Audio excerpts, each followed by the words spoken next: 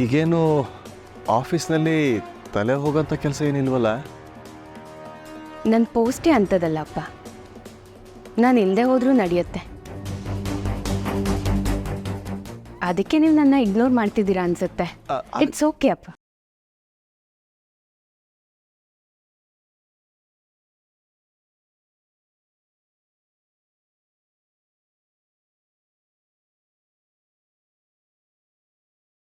ಏನೋ ನೋಡ್ತಿದ್ದೀರಾ ಅನ್ಸುತ್ತೆ.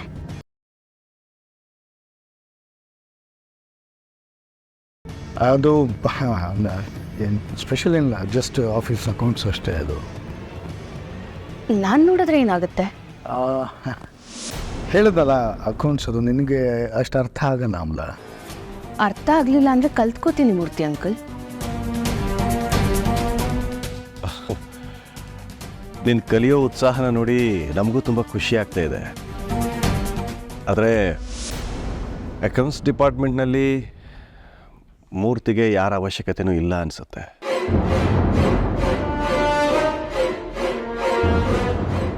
ತುಂಬ ವರ್ಷಗಳಿಂದ ಮೂರ್ತಿನೇ ಅದನ್ನು ಹ್ಯಾಂಡಲ್ ಮಾಡ್ತಾ ಇರೋದು.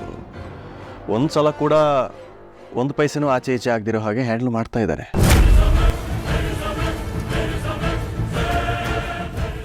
ಹೋ, ಹಾಗಿದ್ರೆ ಇಲ್ಲೂ ನನ್ನ ನೆಸೆಸಿಟಿ ಇಲ್ಲ. ಅಮ್ಲ ಅದು ಹಾಗಲ್ಲ.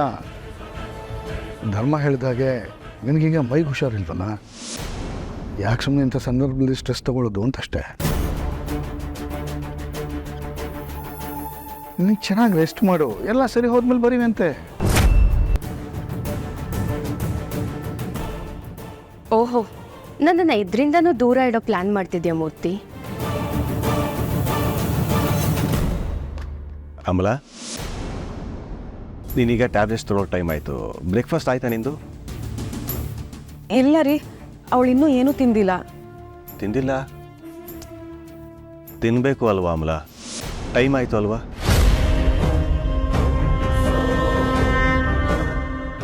ಇವರೆಲ್ಲ ನಾನು ಹುಚ್ಚಿ ಆಗ್ಬಿಟ್ಟಿದ್ದೀನಿ ಅಂತ ಫಿಕ್ಸ್ ಆಗ್ಬಿಟ್ಟಿದ್ದಾರೆ.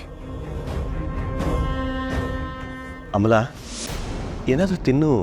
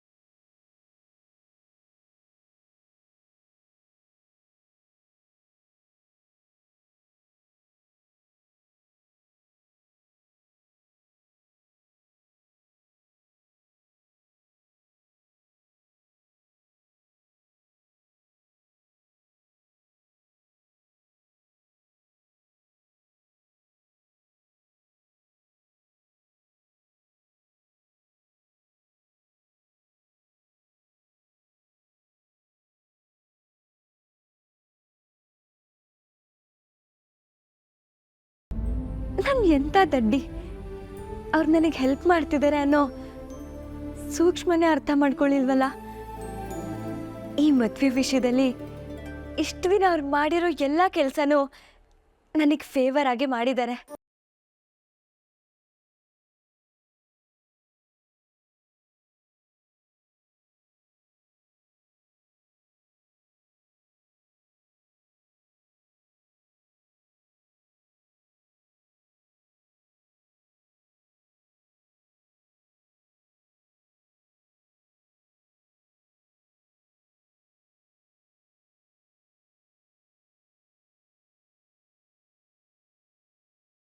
ನಿನ್ನ ಕನಸಿಗೆ ನಾನು ಸಪೋರ್ಟಿವ್ ಆಗಿ ನಿಲ್ತೀನಿ.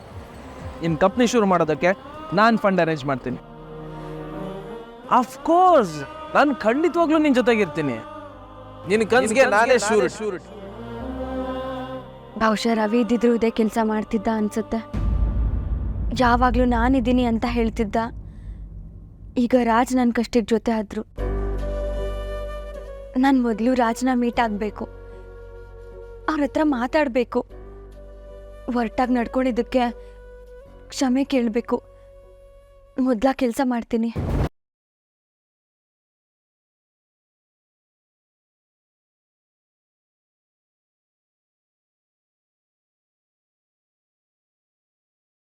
ಅಮ್ಮ, ಇನ್ನೂ ಅಲ್ಲೇ ಇದೆಯಾ? ಅಪ್ಪ ಹೇಳಿದ್ ಕೇಳಿಸ್ಲಿಲ್ವಾ? ಬಂದೆ ಅಮ್ಮು.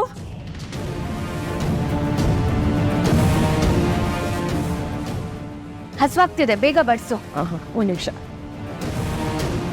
ಅಮ್ಮ, ನಾನು ಯಾವತ್ತಾದ್ರೂ ಅಪ್ಪನ ಮಾತು ಮೀರಿದ್ದೀನಾ? ಇಲ್ಲಮ್ಮ. ಇದೇನಿದು ಇಷ್ಟೇ ಬಡಿಸ್ತಿದ್ಯಾ? ಕೊಡಿಲಿ.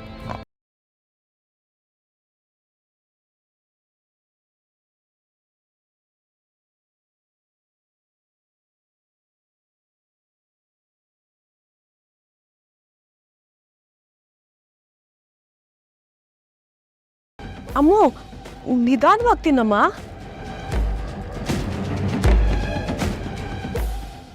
ಸಾರಿ ಅಮ್ಮ, ಅಪ್ಪ ಹೇಗೆ ತಿನ್ಬೇಕು ಅಂತ ಹೇಳಿರ್ಲಿಲ್ವಲ್ಲ, ಅದಕ್ಕೆ ಈಗ ನಿಧಾನವಾಗಿ ತಿಂತೀನಿ.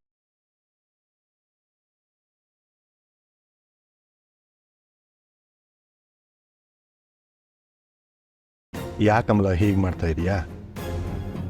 ಅಪ್ಪ, ನೀವೇ ತಾನೇ ಏನಾದರೂ ತಿನ್ನ ಕೇಳಿದ್ರಿ, ತಿಂತಾ ಇದ್ದೀನಿ. ಅಲ್ಲ, ಏನೀಗ ಟ್ಯಾಬ್ಲೆಟ್ ತಗೋಬೇಕಾ? ಅಮ್ಮ, ಹೋಗಿ ಟ್ಯಾಬ್ಲೆಟ್ ತಗೊಂಬ. ಅಮ್ಮ, ಮೊದಲು ಊಟ ಮುಗಿಸಮ್ಮ, ಆಮೇಲೆ ಟ್ಯಾಬ್ಲೆಟ್ ತಗೊಳ್ಳುವಂತೆ. ಬೇಗ ಹೋಗಿ ತಗೊಂಬ. ನಾನು ಈಗಲೇ ಟ್ಯಾಬ್ಲೆಟ್ ತಗೋಬೇಕು. ಸರಿ ಅಮ್ಮ.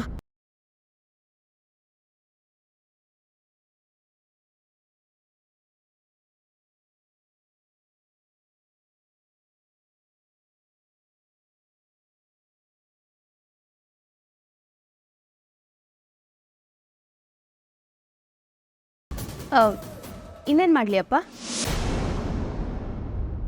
ನೀವೆಲ್ಲ ಏನು ಹೇಳ್ತೀರೋ ಅದನ್ನು ಕೇಳ್ಕೊಂಡಿರೋದಕ್ಕೆ ತಾನೇ ನಾನಿರೋದು. ಈ ಕೀಳಿ ಕೊಡೆ ಗೊಂಬೆ ಇರುತ್ತಲ್ಲ, ಸೇಮ್ ಅದೇ ಥರ ಚಿಕ್ಕ ವಯಸ್ಸಿಂದನೂ ಹೀಗೆ. ನನ್ನ ಮೇಲೆ ನಿಮ್ಗೆ ನಂಬಿಕೆನೇ ಇಲ್ಲ. ಅದಕ್ಕೆ ನಂಗೆ ಯಾವ ರೆಸ್ಪಾನ್ಸಿಬಿಲಿಟಿನೂ ಕೊಡೋದಿಲ್ಲ.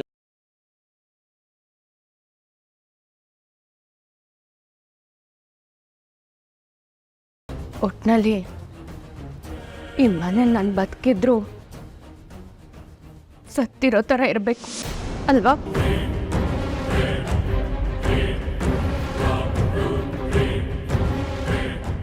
ಅಳಿಬೇಡ ಅಮ್ಮು, ಅಳಿಬೇಡ ಕಂದ. ನೋಡು, ನಿನ್ನ ಮೇಲೆ ಪ್ರೀತಿ ಇರೋದಕ್ಕೆ ತಾನೇ ನಾನಿನ್ನ ಇಷ್ಟೊಂದು ಮುದ್ದಾಗಿ ಸಾಕ್ತಾ ಇರೋದು. ಪ್ರೀತಿನ ಅಮ್ಮ? ಈ ರೀತಿ ಕಟ್ಟಾಕದ್ನ ಪ್ರೀತಿ ಅಂತಾರ?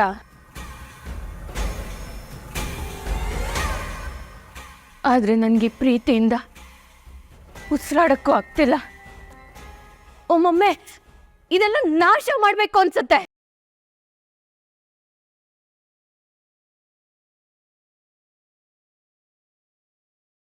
ಕಮಲ, ಹಾಗೆಲ್ಲ ಕೆಟ್ಟದಾಗ ಮಾತಾಡಬಾರ್ದು.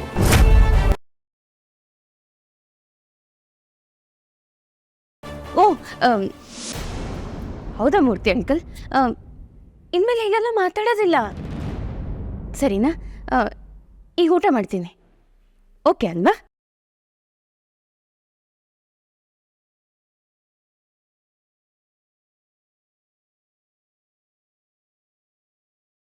ಅಪ್ಪ, ನೀವ್ಯಾಕೆ ಸುಮ್ಮನಾದ್ರಿ? ನೀವು ಡಲ್ಲಾಗಿರಬಾರ್ದು. ನಾನೇನು ಮಾಡಬೇಕು ಅಂತ ಹೇಳಿ. ಈಗೇನು, ನಾನು ರೆಸ್ಟ್ ಮಾಡಬೇಕಾ? ಅಷ್ಟೇ ತಾನೆ, ನಾನು ಮಲಗ್ತೀನಿ ಬಿಡಿ. ಅಮ್ಮ, ಕರೆಕ್ಟಾಗಿ ನನಗೆ ಊಟದ ಟೈಮ್ಗೆ ಎಬ್ಬರಿಸ್ಬಿಡು, ಮತ್ತೆ ಬಂದು ಊಟ ಮಾಡ್ತೀನಿ, ಸರಿನಾ?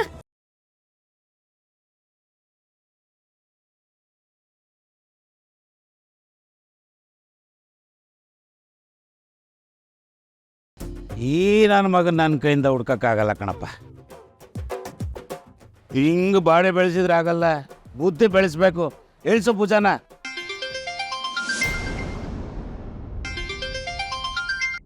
ಹಲೋ, ಅವಾಗಿಂದ ಫೋನ್ ಮಾಡ್ತಾನೆ ಇದ್ದೀನಿ, ಯಾಕಪ್ಪ ಕಾಲ್ ರಿಸೀವ್ ಮಾಡಿಲ್ಲ? ಅಯ್ಯೋ, ಈಗ ರಿಸೀವ್ ಮಾಡಿದ್ನಲ್ಲ ಮಗಳೇ, ತುಂಬ ಟೆನ್ಷನಲ್ಲಿದ್ದೀನಿ. ಹೇಳು. ನಾನು ಟೆನ್ಷನ್ ಅಲ್ಲಿ ಕಾಲ್ ಮಾಡಿದಪ್ಪ. ನನ್ ಬರೋಷ್ಟ್ರಲ್ಲಿ ನೀವ್ ಯಾರು ಇರ್ಲೇ ಇಲ್ಲ ಅಲ್ಲಿ. ಕಣ್ಣಲ್ಲಿ ಪುರುಷಿ ಭಾವನೂ ಕಾಣಿಸ್ತಿಲ್ಲ ಅಂತ ಗೊತ್ತಾಯ್ತು. ಅಂದ್ರೆ ಮದ್ವೆ ನಿಂತೋಯ್ತಾ?